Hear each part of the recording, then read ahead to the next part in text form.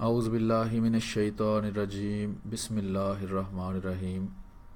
محترم ناظرین اور سامعین، جیسا کہ آپ جانتے ہیں، جو ہمارا پچھلا پروگرام دیکھتے رہے ہیں، کہ ہم عمر ریاض عباسی صاحب کے لائیو پروگرامز پر جو انہوں نے جماعت احمدیہ کے خلاف کیے تھے، یہ پروگرام کر رہے ہیں۔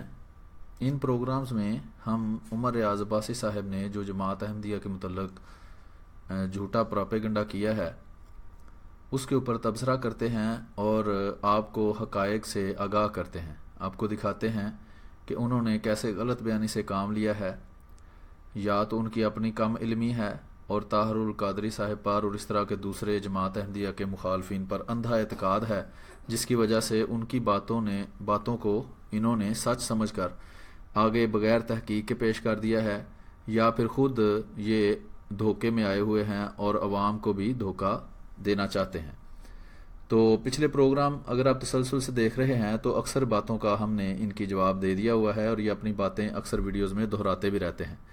اس ویڈیو کے اندر بھی کچھ انہوں نے ایسی باتیں کی ہیں، بلکہ اکثر ہی ایسی باتیں کی ہیں جو کہ حقائق پر مبنی نہیں ہیں، تو ہم آپ کے سامنے وہ پیش کریں گے اور دستاویزی ثبوت کے ساتھ ان کی ان غلط باتوں کو ثابت کریں گے کہ وہ واقعی غلط ہیں، اور اس کا مقصد صرف عوام کو اشتعال دلانا اور ان کے اندر جماعت احمدیہ کے متعلق نفرت پیدا کرنا ہے۔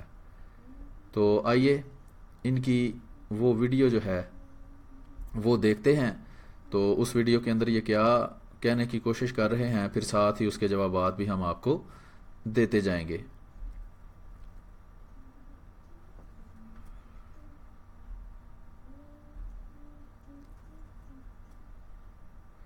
ایک بات میں یہاں واضح کر دوں کہ یہ ویڈیو جو ہم آپ کے سامنے پیش کر رہے ہیں، یہ انہوں نے 17 دسمبر 2017 کو اپنی فیس بک لائیو کے اوپر یہ پروگرام انہوں نے کیا تھا۔ تو اس لائیو پروگرام کا ہم آج تجزیہ کریں گے اور آپ کے سامنے پیش کریں گے۔ آئیے سنتے ہیں کہ عمر ریاض عباسی صاحب کیا کہنا چاہ رہے ہیں۔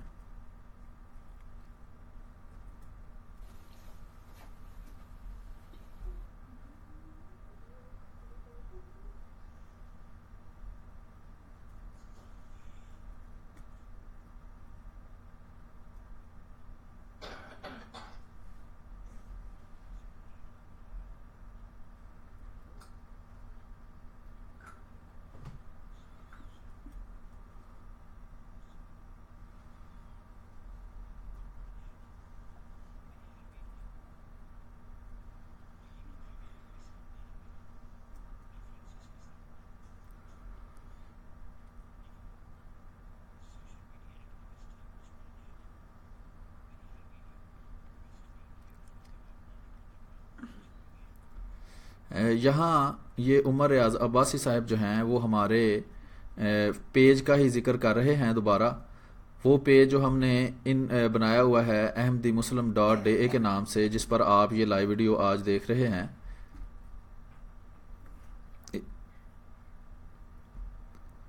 یہ ابھی تھوڑا سا پیچھے کر کے میں آپ کو دوبارہ دکھاتا ہوں، میرا خیال ہے آپ کو آواز نہیں آئی۔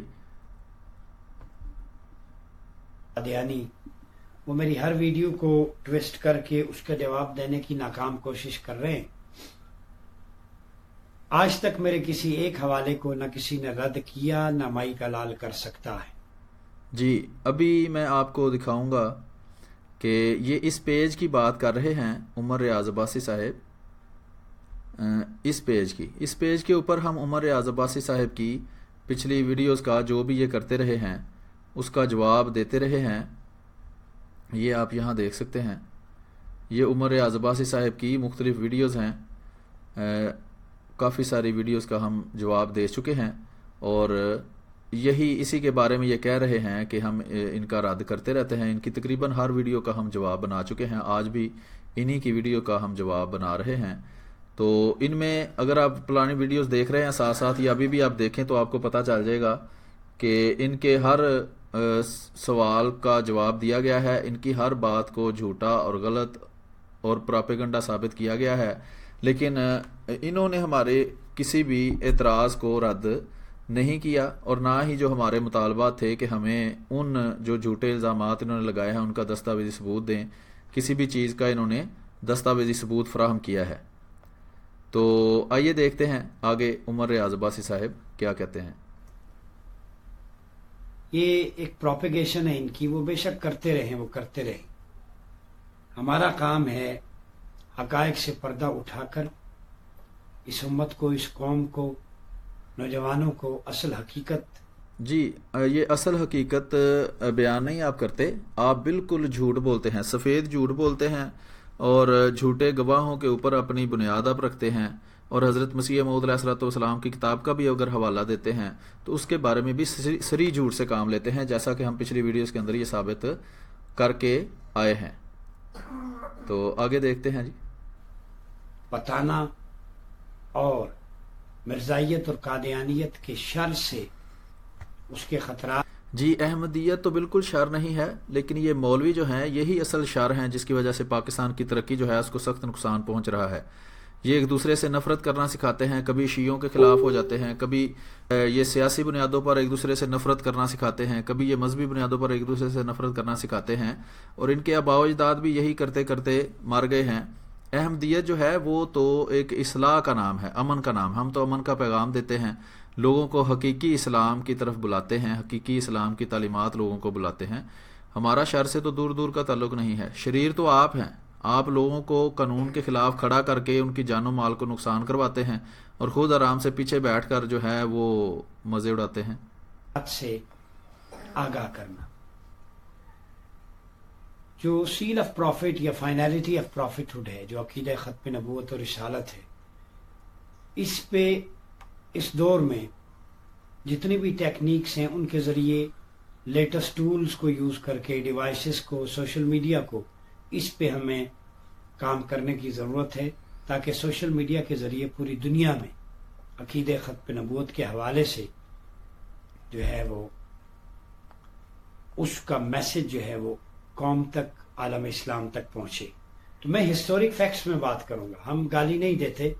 جی یہ کہتے ہیں ہم ہسٹورک فیکٹس پر یعنی تاریخی حقائق پر بات کرتے ہیں، گالی نہیں دیتے۔ ان کو تاریخی حقائق کی حقیقت یہ ہے کہ ان کے آباء و اجداد میں کسی نے ان کی طرح جھوٹ بولا اور وہ اپنی کتاب میں لکھ دیا، تو یہ اسی جھوٹ کو جن کے آباء و اجداد نے بولا تھا تاریخی حقائق کے طور پر پیش کر دیتے ہیں۔ جو بات وہ کر رہا ہے وہ بھی بالکل جھوٹی کرتا ہے، جس کی ابھی یہ تاریخ بتائیں گے نا شورش کشمیری کی، وہ خود فساد جو 1953 میں ہوئے تھے وہ فساد کروانے والوں میں شامل تھا، تو جو فساد کروا رہا ہے اس کی ہسٹری جو ہمیں پڑھاتے ہیں۔ تو میں انشاءاللہ آپ کو اس کے جواب میں جو حقیقی تاریخ ہے وہ بھی دکھاؤں گا۔ اور ابھی یہ کہہ رہے ہیں جی ہم گالی نہیں دیتے، تو ابھی میں آپ کو ان کی پہلے گالی ہی سنوا دیتا ہوں، پھر دوبارہ ہم یہاں سے ویڈیو جو ہے وہ شروع کریں گے۔ تو یہ یہاں یہ گالی دیتے ہیں، میں آپ کو بھی سنواتا ہوں۔ حوالے سے جو ہے وہ اس کا میسج جو ہے وہ قوم تک، عالم اسلام تک پہنچے۔ تو میں ہسٹورک فیکٹس میں بات کروں گا، ہم گالی نہیں دیتے۔ کچھ قادیانی سوشل ایکٹیوسٹ مجھے گالیاں دے رہے، وہی گالی۔ جی یہ بالکل ایسے ہی ہے جیسے ایک چور چوری کر کے کسی کے گھر سے بھاگتا ہے، تو وہ جاتے جاتے کہتا ہے کہ جناب وہ چور دوسروں کو کہہ رہا ہوتا ہے کہ وہ دیکھیں چور وہ بھاگتا جا رہا ہے، یعنی چور بھی کہے چور چور، چوروں سے خبردار رہیے۔ تو یہ گالی بالکل دیتے ہیں، اور انہوں نے گالی اسی ویڈیو کے اندر دی ہے۔ میں کوشش کرتا ہوں وہ آپ کو دکھانے کی، پھر دوبارہ ہم یہاں سے آگے سنیں گے۔ یہی سکہ عقیدہ ختم نبوت کا کہ یا رسول اللہ تیری ہر بات کا قصہ چلے گا، اب قیامت تک کسی اور کی۔ اچھا بہرحال وہ ابھی مجھے مل نہیں رہی، تو انشاءاللہ آگے آپ دیکھیں گے کہ انہوں نے باقاعدہ گالی، بلکہ کئی گالیاں دی ہیں اپنی اسی ویڈیو کے اندر۔ تو یہ آپ کو صرف توجہ دلانی ضروری تھی کہ آپ یہ ان کی بات یاد رکھیں کہ یہ کہتے ہیں کہ ہم گالی نہیں دیتے۔ تو آگے سنتے ہیں کیا کہتے ہیں۔ مرزائیت اور قادیانیت کے شر سے، اس کے خطرات سے آگاہ کرنا، جو سیل آف پروفٹ یا فائنلٹی آف پروفٹ ہوڈ ہے، جو عقیدہ ختم نبوت اور رسالت ہے، اس کو یوز کروا گالی نہیں دیتے۔ کچھ قادیانی سوشل ایکٹیوسٹ، ہاں یہ بھی بالکل جھوٹ ہے، کوئی ان کو احمدی مسلمان ہمارے پیج کے اوپر کسی نے ان کو گالی نہیں دی۔ انہوں نے خود ہی اپنے آپ کو ڈاکٹر دانش کو اشرف آصف جلالی کو گالیاں دی ہیں، ان کو کتا کہا ہے اور وہ ہماری طرف منسوب کر دی ہیں، جو کہ بالکل جھوٹ ہے۔ اگر کہیں دی ہے تو یہ دکھائیں کہاں ہم نے ان کو گالی دی ہے۔ مجھے گالیاں دے رہے بھائی، گالیوں سے کام نہیں چلے گا، ریفرنسز کے ساتھ بات کریں۔ جی ریفرنسز آپ کو دے دیے ہیں، کبھی ان کے جواب دینے کی بھی ہمت کریں۔ اور آپ نے جس کا نام ریفرنسز رکھا ہوا ہے کہ اپنے آباء و اجداد جو جماعت احمدیہ کے مخالف تھے اور پاکستان میں فساد کرنے والے تھے، ان فساد کرنے والوں کو ہمارے سامنے آپ گواہی کے طور پر پیش کر رہے ہیں۔ یہ میرے سامنے مختلف کتابیں ہیں ختم نبوت پر، قادیانیت شناسی، عقیدہ ختم نبوت، نغمات ختم، کے سامنے مختلف مکاتب فکر کی حدیث نبوی صلی اللہ علیہ وسلم جو جنگ یمامہ میں لڑی عقیدہ ختم نبوت کے تحت۔ جی یہ کہہ رہے ہیں جی حضرت ابوبکر صدیق رضی اللہ تعالیٰ عنہ نے جو جنگ یمامہ جو ہے مسیلمہ کذاب کے خلاف لڑی تھی، وہ ختم نبوت کے تحفظ کی وجہ سے لڑی تھی۔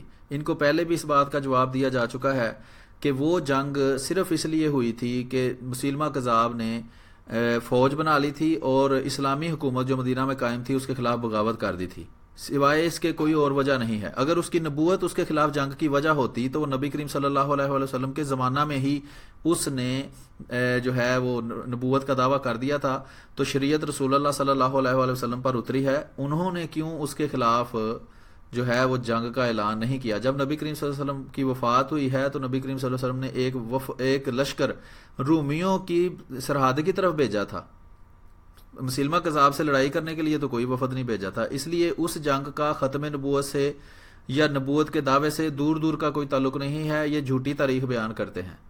کوئی سکین بتائیں، کسی کتاب کا حوالہ دیں تو پھر ہم دیکھتے ہیں۔ 2-3 کتابوں کے نام لے لیے ہیں، وہ اتنی موٹی کئی جلدوں کی کتابیں ہیں، اس میں کس جگہ پہ یہ بات لکھی ہوئی ہے کہ حضرت ابوبکر صدیق رضی اللہ تعالیٰ عنہ نے یہ جنگ صرف اور صرف نبوت کے دعوے کی وجہ سے لڑی تھی؟ یہ کبھی ثابت نہ کر سکے ہیں، نہ کریں گے، اور نہ ہی ان کے پاس کوئی اس کی دلیل ہے۔ آگے سنتے ہیں جی۔ اس کے لیے اس میں 700 سے زائد حفاظ شہید ہوئے اور ہزاروں کی تعداد میں صحابہ کرام نے اپنی جانوں کا نذرانہ عقیدہ ختم نبوت کے تحفظ کے لیے پیش کیا۔ یہ بالکل عقیدہ ختم نبوت کا تحفظ کا دور دور سے تعلق بھی نہیں ہے، بلکہ اس چیز کا نام بھی کہیں ذکر نہیں ہے۔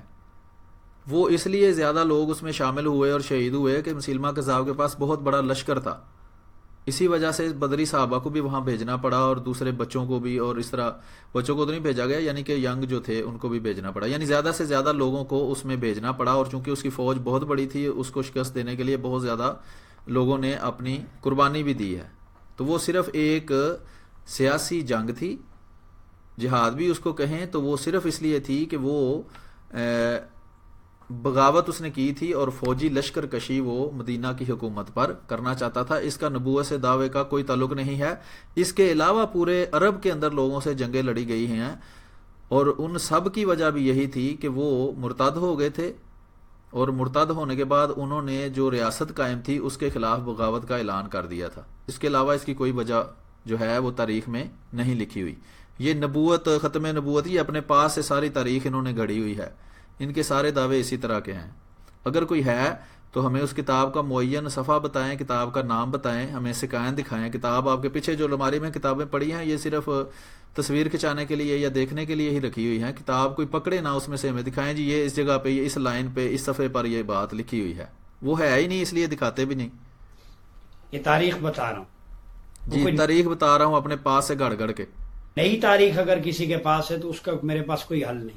یہ پوری اتھینٹیکیٹڈ ریسورسز، تاریخ الخلفاء ہے۔ تاریخ الخلفاء کہاں ہے؟ دکھائیں نا، وہ پیچھے الماری میں کہیں پڑی ہوگی، اس کو اٹھا کے دکھائیں جی۔ اس صفحے پہ لکھا ہے کہ چونکہ مسیلمہ کذاب نے نبوت کا دعویٰ کر دیا تھا اس لیے اس کے ساتھ جنگ کی گئی۔ یہ دکھا دیں کہیں لکھا ہوا، آئندہ وہ کسی پروگرام میں دکھا دیں۔ امم الملوک ہے، اور اسی طرح آثار صحابہ و اقوال، ان کے حوالے سے جو کتابیں مروی ہیں، یہ نچوڑ بتا رہا، اس کی روح سے عقیدہ ختم نبوت مسلم ہے۔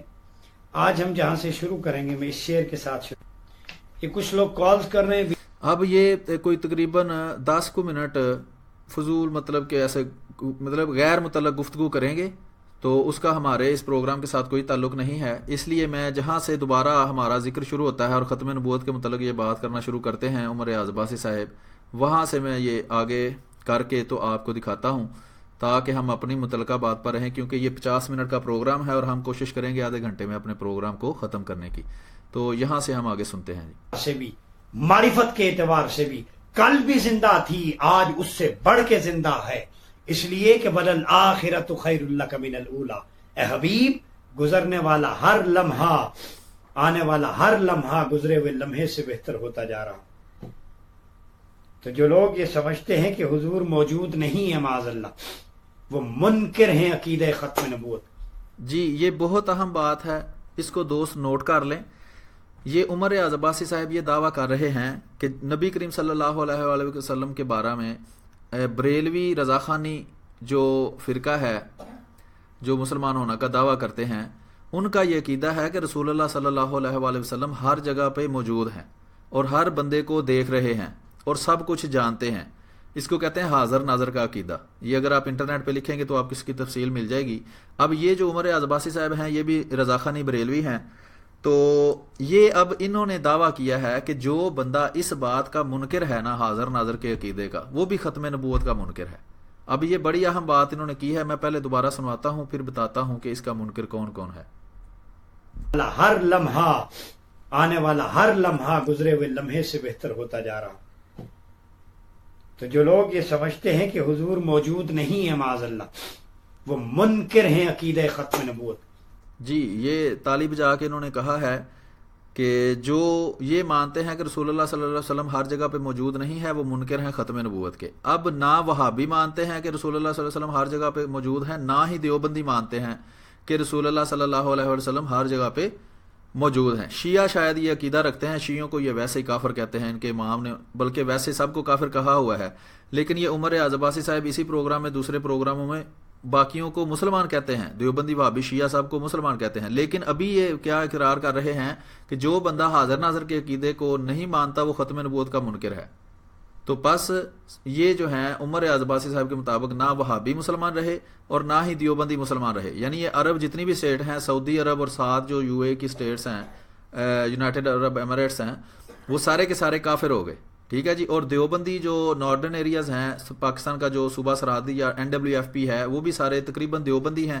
افغانستان میں بھی اکثریت جو ہے وہ طالبان وغیرہ جو ہیں وہ سارے دیوبندی ہیں، تو ان کی نظر میں وہ سارے کافر ہو گئے، کیونکہ وہ نبی کریم صلی اللہ علیہ وسلم کو حاضر ناظر نہیں مانتے۔ یہ ویسے ان کے منہ سے ہی میں نے نہیں بات سنی ہے، ہو سکتا ہے ان کے امام احمد رضا خان بریلوی صاحب نے کہیں لکھی ہو یا طاہر القادری صاحب نے کہیں بیان کی ہو۔ تو یہ بہرحال ان کے عقیدہ کے مطابق اب وہ سارے بھی ہو گئے ختم نبوت کے منکر، لیکن کبھی بھی ان کی اتنی جرت نہیں ہے کہ وہابی یا دیوبندیوں کا یا شیعوں کا نام اپنی کسی ویڈیو میں لے لیں اور یہ کہیں کہ وہ بھی ختم نبوت کے منکر ہیں، لیکن اصولاً انہوں نے اس بات کا اقرار کر لیا ہے۔ آگے سنتے ہیں جی۔ فرمایا ما کان اللہ لیعذبہم وانت فیہم، کریم آقا آپ میرے محبوب ان میں موجود ہیں، انت فیہم، یہ فیت رسول کا عقیدہ ہے کہ میرا رسول حاضر و ناظر ہے، وہ حاضر بھی ہیں وہ ناظر بھی، وہ اپنے سامعین کا درود و سلام سنتے بھی ہیں۔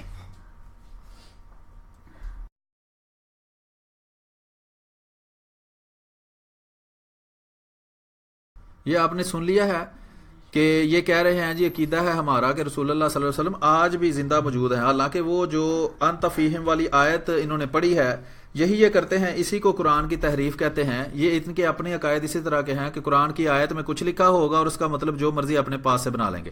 قرآن کی جو آیت انہوں نے پڑھی ہے اس کا مراد یہ ہے کہ رسول اللہ صلی اللہ علیہ وآلہ وسلم کے زمانہ میں جب وہ زندہ تھے، ظاہری بات ہے تبھی ان پر یہ وحی نازل ہو رہی تھی، تو اس وقت اللہ تعالیٰ فرما رہا ہے کہ جب تم ان میں زندہ موجود ہو تو میں ان پر عذاب نہیں بھیجوں گا، جس طرح پہلی قوموں پر حضرت نوح علیہ السلام کی قوم پر عذاب آیا یا مختلف قوموں پر عذاب آئے، نبی کریم صلی اللہ علیہ وسلم کے بارے میں فرما رہے ہیں۔ لیکن انہوں نے عقیدہ اپنا جھوٹا جو عقیدہ ہے ان کا کہ نبی کریم صلی اللہ علیہ وسلم ہر وقت ہر جگہ پر موجود ہیں اور سب کچھ دیکھ رہے ہیں، سب کچھ جانتے ہیں، اس کو ثابت کرنے کے لیے آیت پڑھ دی۔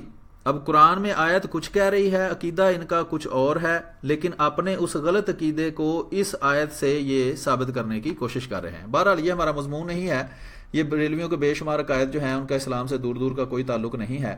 ہمارا مقصد صرف یہ ہے آپ کو دکھانا کہ یہی وہ عقیدہ ہے جو یہ کہتے ہیں کہ جو اس عقیدہ کو نہیں مانتا وہ ختم نبوت کا منکر ہے، یعنی جو بریلویوں کے عقائد کو نہیں مانتا وہ ختم نبوت کا منکر ہو گیا۔ تو پھر سارے جو دوسرے عقائد رکھنے والے ہیں، دیوبندی، وہابی وغیرہ، وہ سارے ختم نبوت کے ان کے مطابق منکر ہو گئے ہیں۔ آگے سنتے ہیں جی کیا فرماتے ہیں۔ اس کو دیکھتے بھی، وہ اپنے امتیوں پر نگاہ کرم بھی کرتے، جس میں مثالی کے ساتھ اس کے پاس آتے بھی ہیں، اس کو حضوری بھی ہوتی ہے، کئیوں کو عالم رؤیا میں ہوتی ہے، کئیوں کو عالم بیداری میں ہوتی۔ یہ تاجدار ختم نبوت کا کمال ہے، اللہ نے وہ اختیارات تفویض۔ جی یہ بالکل آپ یہ سوچیں کہ جو ہمارے ذہن میں اللہ کا تصور ہے نا کہ اللہ ہر جگہ موجود ہے، سب کو دیکھتا ہے، سب کچھ جانتا ہے، انہوں نے جس طرح عیسائیوں نے حضرت عیسیٰ علیہ الصلوۃ والسلام کے اندر وہ ساری خوبیاں مانی ہیں جو اللہ کے اندر ہونی چاہیے اور وہ مشرک بن گئے ہیں، اسی طرح ان بریلویوں رضا خانیوں کے عقائد ہیں کہ وہ رسول اللہ صلی اللہ علیہ وآلہ وسلم کے بارے میں وہ ساری عقائد مانتے ہیں جو اللہ تعالیٰ کے اندر جو خوبیاں ہونی چاہیے، اللہ تعالیٰ کی صفات جو ہیں وہ ساری نبی کریم صلی اللہ علیہ وسلم کے اندر مانتے ہیں کہ وہ ہر جگہ حاضر ناظر ہیں، وہ سب کچھ دیکھتے ہیں، وہ سب کچھ جانتے ہیں، وہ بچے بھی دے سکتے ہیں، وہ رزق بھی دیکھ سکتے ہیں۔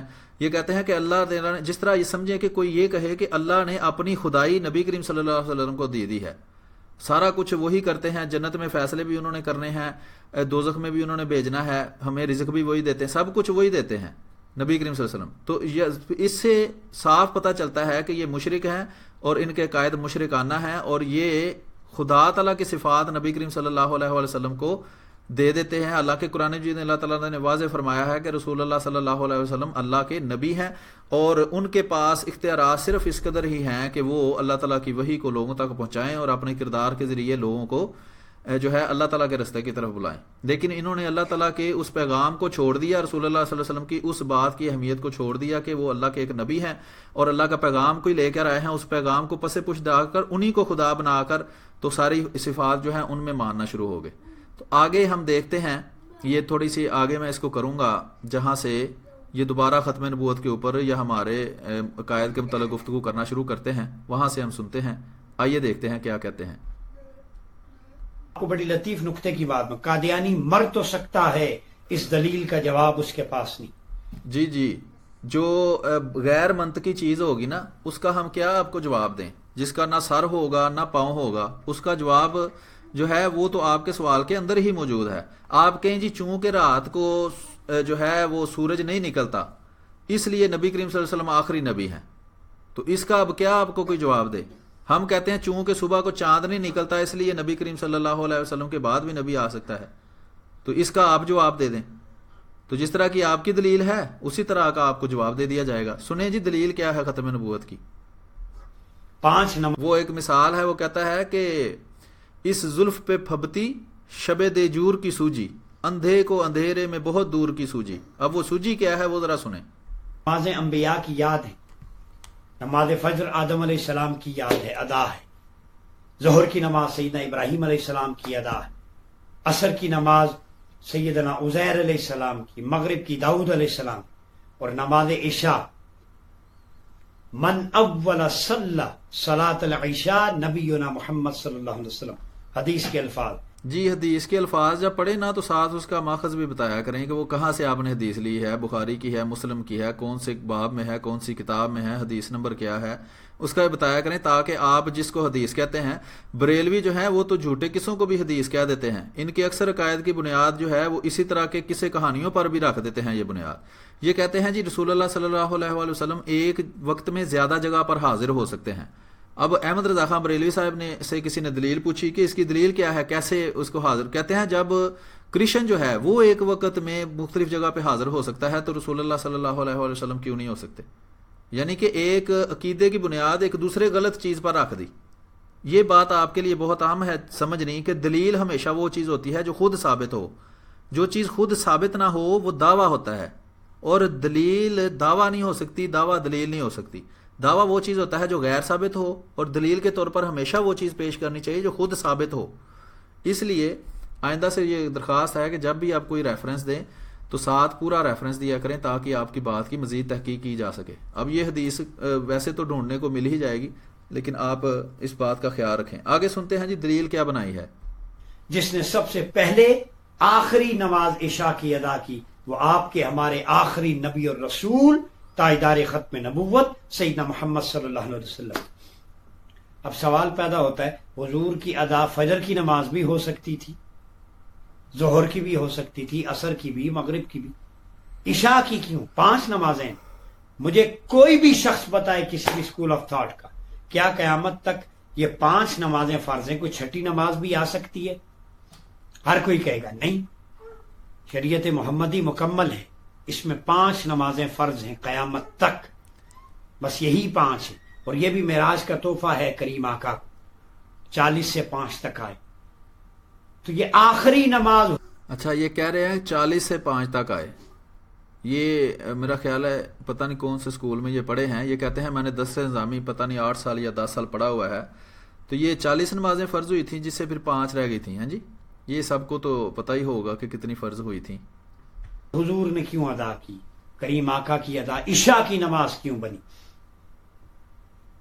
ائمہ تفاسیر سے پوچھا، شاہ عبدالعزیز محدث دہلوی فرماتے ہیں جیسے عبادتوں کی منتہائی کمال نماز عشاء ہے، نماز کی سب سے آخری نماز عشاء ہے، اللہ نے عشاء حضور سے ادا کروا کر یہ ثابت کر دیا لوگوں جیسے نماز میں اختتام عشاء پر ہوتا ہے، اس عشاء کی نماز کا اختتام آخری نبی الرسول محمد مصطفیٰ سے کروا دیا۔ چلیں جی، یہ دلیل آپ نے ان کی سن لی ہے کہ دلیل انہوں نے یہ بنائی ہے کہ چونکہ نبی کریم صلی اللہ علیہ وآلہ وسلم کے بارے میں انہوں نے کوئی حدیث پڑھی ہے جس میں لکھا ہے کہ جو عشاء کی نماز ہے وہ نبی کریم صلی اللہ علیہ وسلم نے پہلی دفعہ پڑھی تھی، تو چونکہ وہ آخری نماز ہے دن کے اندر، اس لیے ثابت ہوا کہ نبی کریم صلی اللہ علیہ وسلم آخری نبی ہے۔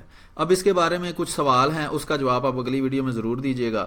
پہلی بات تو یہ ہے کہ جو تہجد کی نماز ہے، نبی کریم صلی اللہ علیہ وآلہ وسلم کے بارے میں یہ بھی آتا ہے کہ وہ تہجد کی نماز آپ صلی اللہ علیہ وآلہ وسلم پر فرض تھی لیکن امت پر فرض نہیں ہے۔ تو اب بتائیں کہ وہ تہجد کی نماز جو ہے اس کے لیے اب آپ کے خیال میں نبی کریم صلی اللہ علیہ وسلم کے بعد کوئی نبی آ سکتا ہے یا نہیں آ سکتا؟ دوسرا سوال یہ ہے کہ کیا ابھی آپ نے کبھی زندگی میں کسی کو دیکھا ہے، کہیں پڑھا ہے یا خود اس پر عمل کیا ہے کہ عشاء کی نماز کے بعد پھر آپ نے ظہر کی نماز پڑھی ہو، یا عشاء کی نماز کے بعد اگر ظہر کی نماز آپ کی رہ گئی ہو تو وہ آپ پڑھ سکتے ہوں؟ اگر نہیں تو یہ حضرت عیسیٰ علیہ الصلوۃ والسلام جو نبی کریم صلی اللہ علیہ وسلم کے پہلے کے نبی ہیں، وہ بعد میں آنا جو ہے وہ آپ کی اس تھیوری کے خلاف ہے، کیونکہ اگر عشاء کے بعد ظہر نہیں پڑھی جا سکتی تو نبی کریم صلی اللہ علیہ وآلہ وسلم کے بعد ایک پچھلا آنے والا نبی جو ہے وہ بھی نہیں آ سکتا۔ ٹھیک ہے جناب، اس کے جوابات آپ ضرور دیجئے گا، اور میں اس کا جواب اس طرح دے دیتا ہوں کہ جس طرح عشاء کے بعد تہجد جو ہے وہ پڑھی جا سکتی ہے، اسی طرح نبی کریم صلی اللہ علیہ وآلہ وسلم کے بعد حضرت مسیح موعود مرزا غلام احمد قادیانی علیہ الصلوۃ والسلام بھی آ گئے ہیں اور ان کو اللہ تعالیٰ نے نبی بنا دیا ہے۔ یہ آپ کے سوال کا جواب ہے۔ اگر اس میں آپ کو کوئی غلطی لگے تو آپ اگلی دفعہ ضرور اس کی وضاحت کریں کہ آپ کو اب میرے سوالوں کا جواب بھی دیں، اور جس طرح کی آپ کی دلیل ہے اسی طرح کا آپ کو جواب بھی دے دیا گیا ہے۔ آئیے جی آگے سنتے ہیں کیا فرماتے ہیں۔ تو حضور سے عشاء کی ادا اس لیے کروائی کہ جیسے عشاء آخری نماز ہے ویسے میرے مصطفیٰ آخری نبی اور رسول ہے، ورنہ حضور فجر ظہر عصر مغرب میں سے بھی حضور کی کوئی۔ جی آگے یہ تالیاں مار مار کے انہوں نے اکثر باتیں کی ہیں، عجیب ان کی عادت ہے یہ۔ تو بہرحال یہی دلیل جو ہے یہ 4-5 منٹ یہیں گھومتے رہیں گے، ویسے ہی مطلب کہ ان کو عادت ہے ایک چھوٹی سی بات جو کر دی ہے اس کو بار بار دہراتے ہیں۔ تو ہم تھوڑا سا آگے جہاں سے دوبارہ بات کوئی کام کی شروع ہوتی ہے وہاں سے آپ کو دوبارہ سنواتے ہیں کہ یہ آگے مزید کیا بات کرتے ہیں، پھر اس کا جواب آپ کو دیں گے۔ یہاں سے سنیں۔ تو فرشتوں کا بارگاہ مصطفیٰ میں ہمارا درود و سلام پہنچانا یہ حضور کی بارگاہ کی عظمت ہے، یہ حضور کی بارگاہ کی شان ہے، یہ کریم آقا علیہ الصلوۃ والسلام کی بارگاہ کی علو مرتبت ہے، تعظیم و توقیر ہے۔ تو یہ تصور حضور علیہ الصلوۃ والسلام کے بارے میں کہ آپ آخری نبی اور رسول ہیں، یہ ساری شانیں عقیدہ ختم۔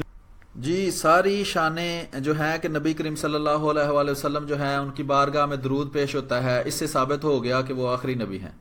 عشاء کی نماز چونکہ نبی کریم صلی اللہ علیہ وسلم نے پڑھی تھی اور وہ آخری نماز ہے، اس لیے نبی کریم صلی اللہ علیہ وسلم آخری نبی ہیں۔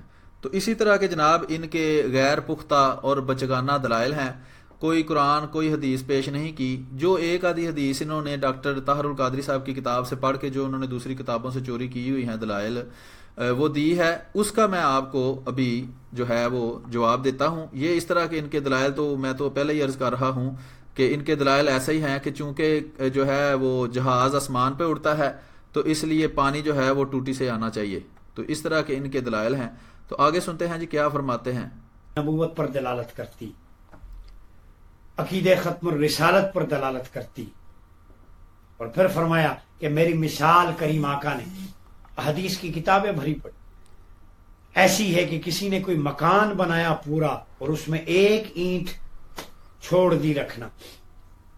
فرمایا اسی طرح نبوت اور رسالت کے باب میں وہ آخری اینٹ ہوں کہ جس سے اس مکان کی تکمیل ہو گئی. تو نبوت اور رسالت کے عالی شان مکان کی تکمیل میرے مصطفیٰ کی ذات سے، کریم آقا کی ذات سے ہوتی. تو سینکڑوں احادیث عقیدہ ختم نبوت. جی یہ ایک دلیل انہوں نے یہ 26 منٹ بعد دی ہے جس میں حدیث کا ایک ذکر کیا ہے. تو اس حدیث کا جو ہے وہ میں آپ کو ابھی جواب جو ہے وہ دکھاتا ہوں کہ یہ حدیث جو انہوں نے پڑھی ہے وہ کہاں سے انہوں نے لی ہے اور اس کا جواب کیا ہے وہ میں ابھی آپ کو دکھاتا ہوں. یہ آپ کو میں پہلے بھی پچھلے پروگرامز کے اندر بھی یہ ویب سائٹ دکھاتا رہا ہوں، اس کو اپنے پاس نوٹ کر لیں، اس پہ سے آپ کو کافی مواد مل جائے گا. یہ انہوں نے ایک حدیث ہے، میں پہلے اس کا ذکر کر دوں. یہ پچھلے پروگراموں کے اندر انہوں نے نبی کریم صلی اللہ علیہ وآلہ وسلم کا نام بتایا تھا العاقب. تو یہ وہ نام ہے جی العاقب. یہاں سے اگر آپ اس ویب سائٹ کے اوپر آتے ہیں، یہ میں پہلے بھی ویب سائٹ آپ کو دکھا چکا ہوں، حوالہ جات .ahmadimuslim.a اس کا ایڈریس ہے، یہ آپ نوٹ کر سکتے ہیں. اس سے انشاءاللہ آپ کو سارا جو ہے مواد مل جائے گا. یہ اس کا ایڈریس آپ کو نظر آ رہا ہے h.ahmadimuslim.a لکھیں گے تو یہ ویب سائٹ آپ کے پاس آ جائے گی. تو اس کو آپ دیکھ سکتے ہیں، اس پہ سے ہی میں ابھی آپ کو حوالے دکھانے لگا ہوں. یہ جو پچھلی دفعہ انہوں نے عاقب کی مثال دی تھی نا، العاقب الذی لیس بعدہ نبی، تو اس کے بارے میں یہ صحیح بخاری کے اندر، صحیح مسلم کے اندر اس کی وضاحت کے اندر لکھا ہے. یہ ہے الاکمال، اکمال المعلم شرح المسمى. یہ شرح ہے صحیح مسلم جو حدیثوں کی کتاب ہے اس کی شرح کسی نے لکھی ہے. تو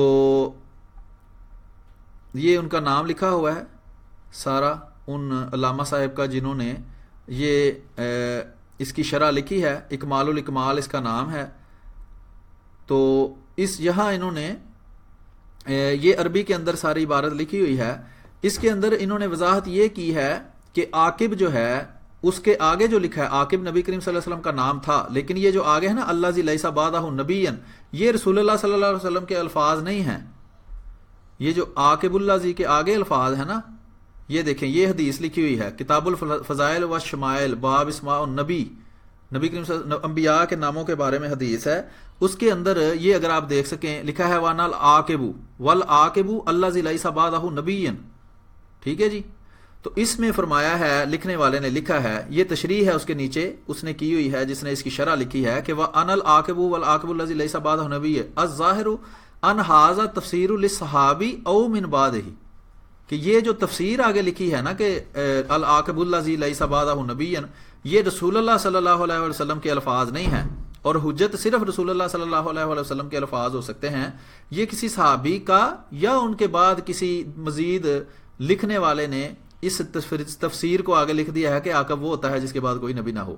وفی شرح مسلم قال ابن العرابی، اور شرح مسلم کے اندر یہ بھی لکھا ہوا ہے کہ ابن عرابی نے لکھا ہے کہ العاقب الذی یخلف فی الخیر من کان قبلہ، کہ عاقب کے اور معنی بھی ہیں جو عرابی نے بیان کیے ہیں. جس طرح عرابی نے عاقب کے کچھ معنی بیان کیے ہیں، اسی طرح کسی دوسرے شرح کرنے والے نے یہ معنی بیان کر دیے ہیں. تو اس لیے چونکہ اس کے مختلف معنی بھی بیان ہوئے ہیں اور یہ رسول اللہ صلی اللہ علیہ وآلہ وسلم کا کلام بھی نہیں ہے، اس لیے یہ حجت کے طور پر پیش نہیں کیا جا سکتا. یہ تو ہو گیا پچھلے ایک پروگرام کا جواب. اب میں اس حدیث کی طرف آتا ہوں جو ابھی پڑھی ہے کہ نبوت کی عمارت سے مراد شریعت کی تکمیل نہیں ہے.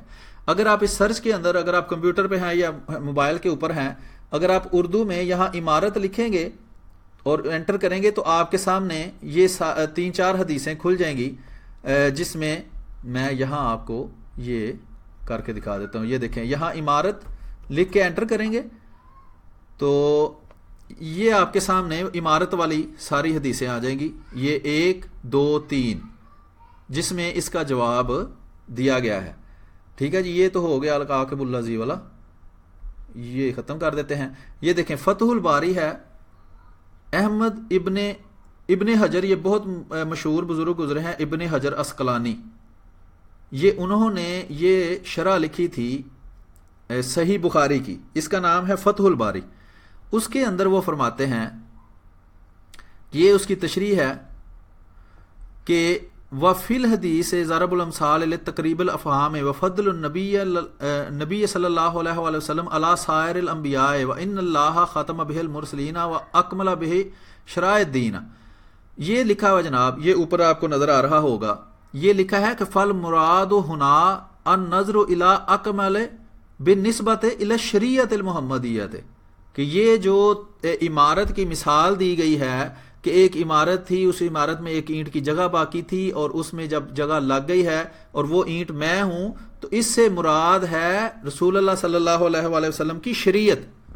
یہ جناب اس کا صفحہ بھی دیا ہوا ہے، باب خاتم النبی صفحہ 646، اور یہ فتح الباری شرح ہے صحیح بخاری کی امام ابن حجر اسقلانی رحمۃ اللہ علیہ کی، اس میں لکھا ہے فالمراد ہنا نظر الی الاکمل بالنسبت الی الشریعۃ المحمدیۃ ما مضى من الشرائع الکاملۃ، کہ رسول اللہ صلی اللہ علیہ وسلم کی شریعت نے جو پیچھے گزری ہوئی شریعتیں تھیں ان کو مکمل کر دیا ہے۔ یہ شریعت کی عمارت کی جو مثال دی جاتی ہے اس کی مراد یہ ہے۔ تو ابھی آپ کو بات کی سمجھ آ گئی ہوگی کہ اس سے مراد صرف نبوت کا مکمل ہونا نہیں ہے، بلکہ اس سے مراد کیا ہے؟ شریعت کا مکمل ہونا۔ تو یہ ہے جناب وہ حدیث نمبر، یہ صحیح بخاری کے اندر دی گئی ہے اور اس کی تشریح آپ نے دیکھ لی ہے۔ تو آئیے اب دیکھتے ہیں، یہ ایک ہی بات پیش کی ہے جناب محترم عباسی صاحب نے، حدیث جو پیش کی ہے اس کا جواب آپ نے سن لیا ہے۔ یہ ان لوگوں کو جواب ہزاروں دفعہ دیا جا چکا ہے، لیکن یہ عوام کو صرف اصل بات سے دور رکھنے کے لیے ایک بات تو بیان کر دیتے ہیں، لیکن اس کی جو تشریح ہے وہ لوگوں سے چھپاتے ہیں۔ اللہ تعالیٰ کا حکم ہے کہ سچ کو مت چھپاؤ حالانکہ تم اسے جانتے ہو۔ اگر عباسی صاحب نہیں جانتے تو انشاءاللہ یہ پروگرام دیکھیں گے تو ان کو اس بات کا پتہ چل جائے گا۔ آگے سنتے ہیں جی کیا فرماتے ہیں۔ نبوت و رسالت پر شاہد و عادل ہے کہ میرے کریم آقا علیہ الصلوۃ والسلام زندہ ہے۔ اب اگلی بات سنیں، آپ نے آج تک سوچا یہ حمد، آگے یہ پھر لمبی کہانی شروع کر دیں گے۔ اب یہ دیکھیں عجیب و غریب ان کی یہ عادت ہے کہ اللہ تعالیٰ کا اور رسول اللہ صلی اللہ علیہ وسلم کا مقابلہ شروع کر دیتے ہیں، حالانکہ اس کا دین سے تعلق ہی نہیں ہے۔ دین تو یہ ہے کہ اللہ تعالیٰ حقیقت ہے، سارا قرآن اس بات سے بھرا ہوا ہے کہ حقیقت جو ہے وہ اصلی اللہ تعالیٰ ہے۔ رسول اللہ صلی اللہ علیہ وآلہ وسلم اور آپ سے آنے والے پہلے انبیاء کا کام اس خدا کا حقیقی پیغام ہم تک پہنچانا ہے، انسانوں تک۔ یہ بجائے اس کے کہ اس ترتیب کو اچھی طرح قائم رکھیں اور اس کے مطابق رسول اللہ صلی اللہ علیہ وسلم کے پیغام کو ہم تک پہنچائیں، یہ اللہ کا اور رسول اللہ صلی اللہ علیہ وسلم کا مقابلہ شروع کر دیتے ہیں کہ جی حمد زیادہ اللہ کی ہونی چاہیے یا حمد زیادہ رسول اللہ صلی اللہ علیہ وسلم کی ہونی چاہیے۔ اللہ تعالیٰ کو بھی علم غیب ہے، رسول اللہ صلی اللہ علیہ وسلم کو علم غیب ہے۔ تو یہ عجیب و غریب انہوں نے عوام کو دھوکے میں ڈالا ہوا ہے کہ یہ اس بات کو نہیں سمجھتے کہ جناب اللہ تعالیٰ اصل حقیقت ہے، رسول اللہ صلی اللہ علیہ وآلہ وسلم آپ سے پہلے انبیاء کا کام خدا تعالیٰ کی حقیقت ہم تک پہنچانا اور خدا تعالیٰ کے پیغام کو ہم تک پہنچانا ہے۔ وہ پیغام انہوں نے غائب کر دیا ہے اور رسول اللہ صلی اللہ علیہ وسلم کو خدا کے مقابلے میں کھڑا کر کے ساری خصوصیات جو اللہ میں پائی جاتی ہیں وہ رسول اللہ صلی اللہ علیہ وآلہ وسلم میں ثابت کرنے کی یہ کوشش کرتے ہیں، اور ان کی ساری کوشش یہیں پہ ختم ہوتی ہے۔ اس کے اندر بھی یہ جو ابھی میں آپ کو دکھا رہا ہوں، اس کے آگے یہ کافی حد تک یہی کام دوبارہ کرنے کی کوشش کرتے ہیں، اس لیے ہم اس کو تھوڑا سکپ کریں گے اور میں آپ کو تھوڑا سا اگر کہتے ہیں سنوا دیتا ہوں تو پھر آگے ہم متعلقہ بات پر جائیں گے۔ تعریف زیادہ اللہ کی ہے یا اللہ کے حبیب مصطفیٰ صلی اللہ علیہ وسلم کی؟ اب یہ دیکھیں اس پہ یہ بحث شروع کر دی ہے کہ زیادہ تعریف اللہ کی ہے یا رسول اللہ صلی اللہ علیہ وسلم کی ہے۔ اب ان دونوں اللہ کا اور رسول اللہ صلی اللہ علیہ وسلم کا کیا مقابلہ ہے؟ وہ مالک ہیں اور یہ مالک کے پیغام پہنچانے والے ہیں، وہ خدا، وہ خالق ہیں، یہ مخلوق ہیں، ان کا آپس میں کیا مقابلہ ہے؟ تو بجائے اس کے کہ لوگوں کو حقائق کی طرف لائیں، لوگوں کو خدا تعالیٰ کے دین کی طرف لائیں، یہ جس طرح پہلی قومیں جو ہیں وہ نبیوں کو خدا مانتی تھیں، جیسے عیسائی جو ہے وہ آہستہ آہستہ نبی حضرت عیسیٰ علیہ السلام کو خدا ماننے لگ گئے، یہی کام ان بریلویوں نے خاص طور پر اور شیعوں نے شروع کیا ہوا ہے کہ خدا تعالیٰ کی صفات نبی کریم صلی اللہ علیہ وسلم میں ثابت کرنے کی کوشش کرتے ہیں، یہاں تک کہ یہ پھر گرتے گرتے یہاں تک گرتے ہیں کہ عام جو پیر ہیں ان کے، ان میں بھی یہی خصوصیات ثابت کرنا شروع کر دیتے ہیں کہ وہ بھی حاضر ناظر ہیں، وہ بھی سب کچھ جانتے ہیں، جو ہے ان میں بھی وہی خصوصیات جو اللہ میں ہیں وہ جو نبی کریم صلی اللہ علیہ وسلم میں بتاتے ہیں پھر وہ ان میں بھی بتانا شروع کر دیتے ہیں۔ تو اللہ تعالیٰ ان کو ہدایت دے۔ آگے اب ہم متعلقہ جو بات ہے وہاں تک جاتے ہیں، یہ 4-5 منٹ اسی طرح ان کی گفتگو ہے، تو وہاں سے ہم دوبارہ شروع کرتے ہیں یہاں سے، تاکہ ہم متعلقہ بات تک رہیں۔ سنیں جی آگے کیا کہتے ہیں۔ کی تحریک ختم نبوت میں ہوا، اس میں مسلمانوں کے تمام مسالک میں متحد اچھا میں تھوڑا سا اس کو پیچھے کروں گا، یہاں سے جو اپنی ختم نبوت کی اختیار کی بدولت یہ سارا معاملہ بیان کر رہے ہیں۔ اب میں کچھ تاریخی فیکٹ کی طرف آتا ہوں۔ جی تاریخی فیکٹ، یہ جن چیزوں کا نام انہوں نے تاریخی فیکٹ رکھا ہوا ہے نا، وہ اصل میں غلط بیانیاں ہیں اور تاریخ کو مسخ کر کے پیش کیا گیا ہے۔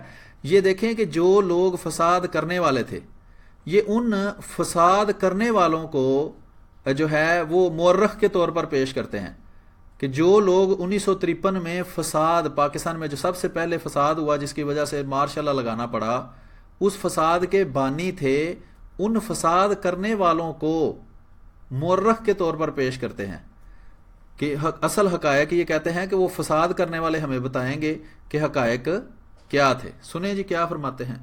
یہ فتنہ قادیانیت کے ہرزہ سرائیوں کے بارے میں 1953 یہ میرے پاس کتاب ہے تحریک ختم نبوت آغا شورش کاشمیری کی، اس کا صفحہ جی 1953 میں جو فساد ہوا تھا نا، اس فساد کے اندر یہ احراری جماعت اس فساد کو کرنے والی تھی اور ساتھ جماعت اسلامی بھی اس کے شانہ بشانہ چلی ہے، اور اس کے بعد اکثر پاکستان کی دوسری جماعتیں بھی جو ہیں وہ کسی حد تک اس میں شامل ہو گئی تھیں۔ اس فساد پر تحقیقات کی گئی تھی اور تقریباً 600 صفحے کی کتاب یا فیصلہ یا رپورٹ اس کے بارے میں جسٹس منیر صاحب نے لکھی تھی اپنے ایک ساتھی جج کے ساتھ مل کر، وہ انٹرنیٹ پر اویلیبل ہے، وہ اس کا مطالعہ ضرور کریں۔ میں ساتھ وہ آپ کو بھی دکھاتا ہوں، پہلے ان کی تھوڑی سی بات سن لیتے ہیں۔ اب اس میں احراریوں کو اس فساد کا ذمہ دار بتایا گیا تھا اور احراریوں نے کس طرح پاکستان کے بننے سے پہلے اور پاکستان کے بننے کے بعد پاکستان میں فساد کی کوشش کی ہے، اس کو اجاگر کیا گیا ہے۔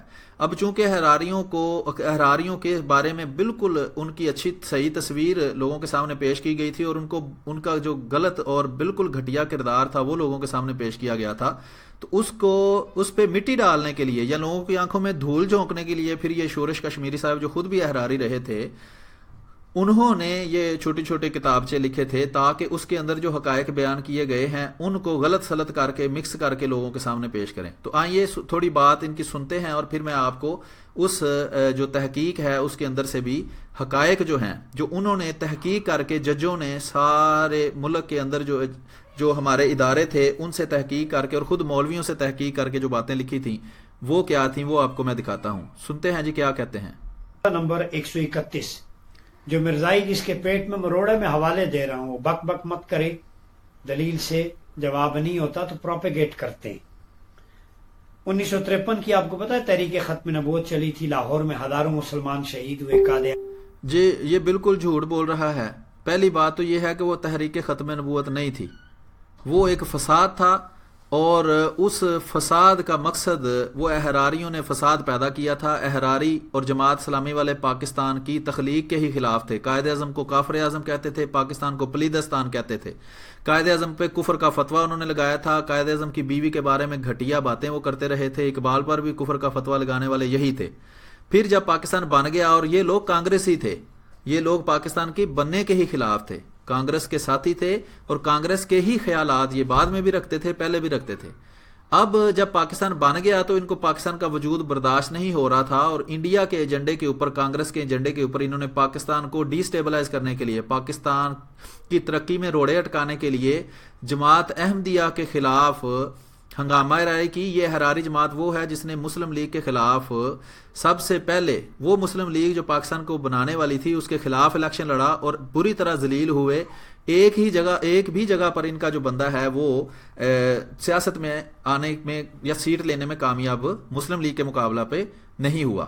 تو اب چونکہ سیاسی طور پر ان کی موت واقع ہو چکی تھی اور لوگ ان کو انتہائی گھٹیا اور ذلیل سمجھتے تھے، تو لوگوں کے اندر اپنا اثر و رسوخ بنانے کے لیے اور سیاسی طور پر اپنے آپ کو مضبوط کرنے کے لیے، چونکہ یہ سیاست میں ناکام ہو چکے تھے، انہوں نے مذہب کا لبادہ اوڑھا اور مذہب کی آڑ میں جماعت احمدیہ کی مخالفت کو اپنا موضوع بنا کر تو انہوں نے پھر ملک میں فسادات کیے، ملک کی املاک کو نقصان پہنچایا، لوگوں کو قتل کیا، گورنمنٹ کے اداروں کو نقصان پہنچایا، گاڑیوں کو آگیں لگائیں، لوگوں کے املاک لوٹے، سرکاری املاک لوٹے، سرکاری لوگوں کو، پولیس والوں کو قتل کیا انہوں نے، فوجیوں کے اوپر بھی پتھر برسائے، اینٹیں برسائی.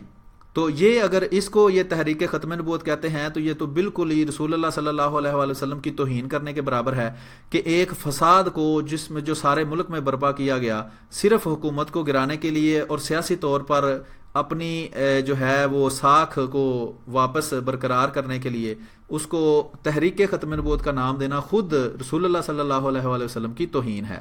اب بات ان کی سنتے ہیں. میں آپ کو اس جو تاریخی دستاویز ہے منیر انکوائری رپورٹ کے نام کی، اس کے بھی کچھ جھلکیاں دکھاتا ہوں. پہلے ان کی تھوڑی سی گفتگو سن لیں.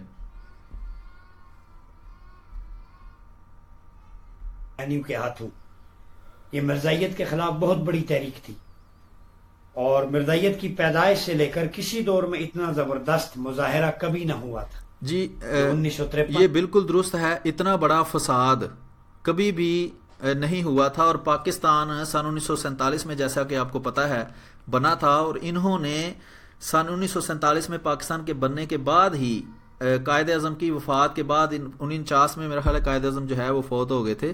تو اس کے بعد انہوں نے یہ جو مولوی تھے احراری مولوی، یہ چونکہ سیاسی طور پر آپ کو بتایا ہے ناکام ہو چکے تھے، تو انہوں نے کانگریس کے ایجنڈے کے اوپر کام کرتے ہوئے پاکستان میں فساد پیدا کرنا شروع کر دیا تھا تاکہ پاکستان ڈی سٹیبلائز ہو اور پاکستان ترقی نہ کر سکے اور یہ حکومت پر قابض ہو کر کانگریس کے ایجنڈے پر حکومت کو چلا سکیں یا پاکستان کو بالکل ہی تباہ کر دیں یا پاکستان کے وجود کو ہی ختم کر دیں. سنیے آگے کیا کہتے ہیں. ان کی تحریک ختم نبوت میں ہوا، اس میں مسلمانوں کے تمام مسالک نے متحد العمل ہو کر قادیانیت کے فتنے کے خلاف احتجاج کیا. جی یہ تمام مسالک تو اس میں شامل نہیں تھے. احراری اس کے لیڈر تھے اور احراری خود دیوبندی تھے، جماعت اسلامی والے ان کے ساتھ ملے ہوئے تھے، وہ بھی دیوبندی تھے. اس کے بعد آہستہ آہستہ چونکہ دوسرے فرقے والے جو تھے وہ بھی اس فساد کے اندر شامل ہو گئے، لیکن ان کا کردار اس میں بہت کم ہے. سب سے زیادہ اس میں ان فساد میں اور اس دنگا فساد میں جو کردار تھا وہ احراریوں کا تھا جو خود دیوبندی تھے اور جماعت اسلامی کا تھا. لیکن جماعت اسلامی جو ہے وہ بعد میں اس سے کنارہ کش ہو گئی تھی اور انہوں نے اس بات کا اعلان کیا تھا کہ ہم ان فسادات میں شامل نہیں تھے. آگے سنتے ہیں. جی پھر آغا شورش کاشمیری لکھتے ہیں حکومت نے مسلمانوں کی متفقہ آواز کو ٹھکرا کر ان سے ٹکر لی اور اس وقت جنرل اعظم لعنت اللہ علیہ والملائکۃ والناس اجمعین اس نے عوام پر سیدھا فائر کھول دیا تھا. جی جنرل اعظم جو تھے انہوں نے عوام پر سیدھا فائر کیا کھولنا تھا؟ عوام وہ تھی جو سارے ملک میں فساد مچا رہی تھی، لوگوں کی جان و مال جو ہے وہ محفوظ نہیں تھی. انہوں نے بے شمار لوگوں کو قتل کر دیا تھا، کافی سارے لوگ قتل ہو گئے تھے، لوگوں کے املاک لوٹ لیے گئے تھے، دکانیں لوٹ لی گئی تھیں اور جو سرکاری عمارتیں ہیں ان کو بھی نقصان پہنچایا گیا تھا. لوگوں کی معصوم لوگوں کی گاڑیوں کو آگے لگا دی گئی تھیں، عورتوں کی عزتیں لوٹ لی گئی تھیں. یہ اس طرح کی جو معصوم عوام ہے، آپ نے میرا خیال ہے معصوم عوام کا لفظ استعمال کیا ہے، میں دوبارہ ذرا سن لوں. آغا شورش کاشمیری لکھتے ہیں حکومت نے مسلمانوں کی متفقہ آواز کو ٹھکرا کر ان سے ٹکر لی اور اس وقت جنرل اعظم لعنت اللہ علیہ والملائکۃ والناس اجمعین اس نے عوام پر سیدھا فائر کھول دیا تھا. وہ مرزائی تھا. ہاں جی یہ بھی بالکل جھوٹ ہے. وہ احمدی مسلمان نہیں تھا بلکہ وہ غیر احمدی ہی تھا. لیکن یہ جو احراریوں کا فساد تھا اس سے کوئی بھی محفوظ نہیں تھا. وہ جتنے بھی حکومت کے اندر لوگ تھے، جو فوج تھی اس وقت کی اور جو اس وقت کی انتظامیہ تھی، پولیس تھی اور جو گورنمنٹ تھی، وہ بھی سارے احمدی نہیں تھے. کوئی ایک آدھا کچھ لوگ تھے جو احمدی تھے، جیسے چودھری ظہور اللہ خان صاحب تھے یا کچھ اور لوگ احمدی تھے، باقی سارے تو غیر احمدی تھے. وہ آپ کے ختم نبوت پہ یقین رکھتے تھے، لیکن ان کو بھی آپ نے قتل کیا ہے اور ان کو بھی ان لوگوں نے جو ہے وہ اپنے ظلم ستم کا نشانہ بنایا تھا۔ اب جب ان لوگوں نے جو مسجد وزیر خان کے اندر بیٹھے تھے، انہوں نے ایک فوجی کو، ایک پولیس والے کو جو وہاں گیا تھا، اس کو چھرے مار مار کر اور ڈنڈے مار مار کر قتل کر دیا تھا۔ تو جب کوئی کسی کو قتل کرتا ہے، قرآن میں لکھا ہے کہ جو قتل ہے، جو فتنہ ہے وہ قتل سے بھی بڑا ہے۔ تو اتنا بڑا فتنہ جب برپا ہو جائے تو ان کو روکنے کے لیے اگر کسی جنرل نے یا کسی پولیس والے نے گولی بھی چلائی ہے تو اس میں کوئی حرج نہیں ہے، وہ بالکل انہوں نے درست کیا ہے، کیونکہ اصل قصوروار وہ احراری تھے جو عوام کو مشتعل کر کے وہاں بازاروں میں لے کے آئے تھے اور لوگوں کی جان و مال جو ہے وہ غیر محفوظ ہو گئی تھی۔ تو ملک میں امن و امان کو قائم کرنے کے لیے اگر گولی چلائی گئی ہے تو اس میں کچھ فسادی مارے گئے ہیں تو اس میں کوئی حرج نہیں ہے۔ یہی طریقہ ہے، جو عوام کی جان و مال جب غیر محفوظ ہو جائے تو حکومت کو اس پہ گولی چلانی پڑتی ہے، اور جو بھی اس میں فسادی مارا جائے وہ اس کا حق ہے کہ اس کو مارا جائے، کیونکہ اگر آپ 100 بندوں کی جان کو غیر محفوظ بنا دیں گے تو اگر ایک بندے کو مار کر 100 بندوں کی جان محفوظ ہوتی ہے تو وہ محفوظ حکومت کو کرنی پڑی تھی اس وقت، اور وہ قادیانی احمدی مسلمان نہیں تھا، وہ غیر احمدی ہی تھا۔ آگے سنتے ہیں جی کیا کہتے ہیں۔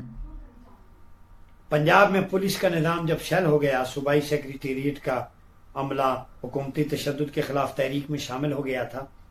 لاہور میں ریلوے، ٹیلی گراف، ٹیلی فون کے عملے نے بھی ہڑتال کی۔ اکثر اضلاع کی انتظامیہ اس وقت بے بس ہو گئی۔ حکومت نے اپنے سیکیورٹی اداروں کو اپنی قوم کے خلاف، مسلمانوں کے خلاف استعمال کیا۔ جی یہ جو مسلمانوں کے خلاف استعمال کیا نا، احراریوں نے اس معصوم عوام کو حکومت کے خلاف استعمال کیا تھا۔ کیوں؟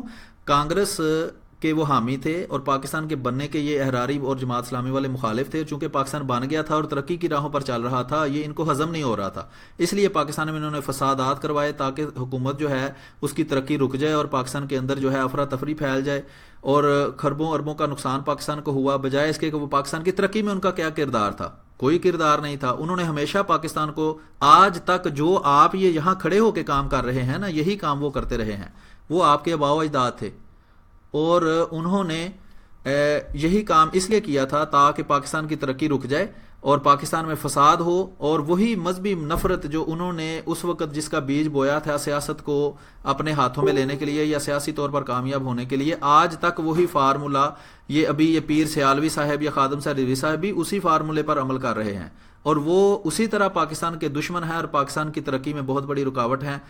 جس طرح یہ تھے اسی طرح وہ تھے، یہ انہی کے پیروکار اور انہی کی نسلیں ہیں۔ اور پھر ماشاء اللہ کی شدت کو ہمہ جہت استعمال کیا۔ ان علماء کو جو تحریک ختم نبوت میں شامل تھے، ایک منتقمانہ ذہن کے ساتھ بےایمانہ سلوک کیا گیا۔ جی بےایمانہ سلوک کیا گیا۔ وہ لوگ جو فساد کے لیڈر تھے ان کو تو سزائیں ہوئی تھی، سزائے موت ان کو ہوئی تھی، کیونکہ اکثر لوگ ان کی وجہ سے قتل ہوئے تھے، جو اس فساد میں قتل ہوئے تھے ان کے بدلے میں ان کو سزائے موت ہوئی تھی جو بعد میں معاف کر دی گئی تھی۔ اصل میں تو وہ پھانسی کے حقدار تھے۔ مسلمانوں کو جیل میں بند کیا گیا، بہت سے مسلمان پولیس نے سرعام شہید کیے، گولیاں ماری۔ جی سرعام شہید نہیں کیے، وہ فسادیوں کو قتل کیا تھا۔ جن فسادیوں نے پولیس والوں کو قتل کیا تھا، ان قتل کرنے والوں کو پھر واپس پولیس نے، چونکہ لوگوں کے جان و مال غیر محفوظ ہو گئے تھے، ان کو محفوظ کرنے کے لیے پولیس والوں نے بعض دفعہ گولی چلائی اور اس میں بعض فسادی مارے بھی گئے۔ وہی فسادی جنہوں نے چھرے مار مار کر قتل کر دیا تھا، جنہوں نے ٹرینوں کے اندر عورتوں کی عزتیں لوٹی تھیں، جنہوں نے آگیں لگائیں، لوگوں کے املاک کو نقصان پہنچایا، اور بہت سے احمدیوں کو جنہوں نے شہید کیا، ان کو جو یہ فساد برپا کر رہے تھے، اس فساد کو ختم کرنے کے لیے اگر حکومت نے گولی چلائی ہے اور 13-14 بندے مر گئے ہیں تو اس میں جو ہے کوئی حرج نہیں ہے۔ ملک میں امن و امان قائم کرنے کے لیے پولیس کو یا فوج کو گولی چلانی پڑتی ہے۔ اصل مجرم وہ ہیں جنہوں نے اس سارے فساد کو پیدا کیا تھا، اور وہ احراری اور جماعت اسلامی والے تھے، اور اس کے بعد دوسری جماعتوں کے کچھ لوگ بھی ان میں شامل ہو گئے تھے۔ اور بعض پولیس افسر جو گناہگار راتیں گزارنے کے عادی تھے، شراب کے، زنا کے۔ جی یہ دو الزام جو آپ نے لگایا ہے نا، شراب کا اور زنا کا، تو زنا کا تو قرآن میں اللہ تعالیٰ نے فرمایا ہے کہ 4 گواہ آپ کے پاس ہونے چاہیے، اس کے بغیر اگر آپ کسی پر الزام لگائیں تو جو سزا زنا کرنے والے کی ہے نا، وہی سزا میرے خیال میں آپ کو بھی ملنی چاہیے۔ جس پر آپ زنا کا الزام لگا رہے ہیں، کیا آپ کے پاس 4 گواہ موجود ہیں کہ وہ زنا کرتا تھا؟ جس کے آپ شراب کا الزام لگا رہے ہیں کہ آپ نے اپنی آنکھوں سے دیکھا ہے کہ وہ شراب پیتا تھا؟ انہوں نے مسلمانوں کو سرعام گولیوں سے بھون ڈالا، جی گولیوں کو بھون ڈالا، جو مسلمان لوگوں کی املاک کو نقصان پہنچا رہے تھے، ملک کے امن و امان کو جنہوں نے تباہ کیا تھا، انہوں نے بھونا ہی جانا تھا، اور کیا ہونا تھا۔ اور پھر صرف یہ نہیں کرتے تھے، وہ لوگوں کی جان کے درپے تھے، انہوں نے کئی لوگوں کو شہید کر دیا تھا، کئی پولیس والوں کو انہوں نے قتل کر دیا تھا، فوج کے اوپر بھی اینٹیں اور پتھر برسائے گئے تھے، تب ان کو مجبوراً گولی چلانا پڑی تھی۔ نشے میں دھت پاکستانی پولیس کے افسران نے، جو قادیانی بھی تھے، جی انہوں نے بالکل جھوٹ ہے، کوئی احمدی مسلمان وہاں نہیں تھا جو ان کو مار رہا تھا، اور احمدی مسلمان ساری دنیا جانتی ہے کہ وہ شراب نہیں پیتے۔ اگر آپ جیسے کچھ لوگ شراب پیتے بھی ہیں تو آپ جانیں، اور آپ کے ختم نبوت کو ماننے والی پولیس جانے، ہمارا ان سے کوئی تعلق نہیں تھا۔ 53 کی تحریک ختم نبوت میں شراب، یہ تحریک ختم نبوت نہیں تھی، یہ فساد تھا، فساد، جو کہ منیر انکوائری رپورٹ کے اندر ساری تفصیلات اس کی موجود ہیں، وہ انشاءاللہ میں بھی دکھاتا ہوں۔ آپ پی کر مسلمانوں پر فائرنگ کی اور انہیں شہید کیا۔ جی یہ تاریخی حقائق بیان کر رہا ہوں۔ یہ تاریخی حقائق نہیں ہیں، یہ وہ آپ کی طرح، آپ کے آباء و اجداد میں سے شورش کشمیری تھا جو آپ کی طرح ایسے جھوٹ بولتا تھا جیسے کوئی حلال کام بلکہ فرض کام کر رہا ہو۔ تو یہ تاریخی حقائق جو ہیں یہ ہم یہاں تک رکھتے ہیں۔ تو ابھی کافی بات اس پر ہو گئی ہے، انشاءاللہ آئندہ کل امید ہے اس پر دوبارہ ہم اس کے باقی حصے پر ویڈیو کریں گے۔ اس میں میں منیر انکوائری رپورٹ کے اندر سے آپ کو مصدقہ وہ ججز کی تحقیق جو ہے وہ دکھاؤں گا کہ یہ جتنی بھی باتیں انہوں نے کی ہیں یہ سب جھوٹ پر مبنی ہیں، اور حقیقت میں وہ کیسے فساد کرتے تھے۔ تو آج کا پروگرام ہم یہیں ختم کرتے ہیں۔ امید ہے کہ آپ کو اس سے کافی معلومات حاصل ہوئی ہوں گی۔ ہم مزید پروگرام کا اگلا حصہ لے کر کل انشاءاللہ آپ کے سامنے حاضر ہوں گے، اور اس میں ہم آپ کو منیر انکوائری رپورٹ کی دستاویز بھی آپ کو دکھائیں گے کہ کس طرح یہ شورش کشمیری صاحب نے جھوٹ بولا ہے، اور کس طرح اس جھوٹ کو یہ عمر عباسی صاحب جو ہے وہ تاریخی حقائق بنا کر پیش کر رہے ہیں۔ اور یہ پروگرام جو ہے ہم خود احمدی مسلمان، جو عام احمدی مسلمان مزدور پیشہ کرتے ہیں۔ جماعت احمدیہ کا آفیشیل چینل یہ نہیں ہے۔ جماعت احمدیہ کی آفیشیل ویب سائٹ alislam.org ہے، آفیشیل چینل mta.tv ہے۔ تو ہمیں آج کے دن کے لیے اجازت دیجیے، آج کا پروگرام ہم یہاں ختم کرتے ہیں۔ اس پروگرام کو زیادہ سے زیادہ شیئر کریں، واٹس ایپ پر، ٹویٹر پر، فیس بک پر، اس کو آپ ڈاؤن لوڈ کر کے اپنے چینل اور پیجز پر اپلوڈ بھی کر سکتے ہیں، یا واٹس ایپ پر بھی مختلف جگہ شیئر کر سکتے ہیں۔ عمر ریاض عباسی صاحب کو جو بھی دوست یہ پہنچانا چاہے پہنچا سکتا ہے۔ امید ہے کہ عمر ریاض عباسی صاحب ہمارے اٹھائے گئے سوالوں کا ضرور جواب دیں گے۔ اگلے پروگرام تک کے لیے ہمیں اجازت دیجیے۔ السلام علیکم ورحمۃ اللہ وبرکاتہ۔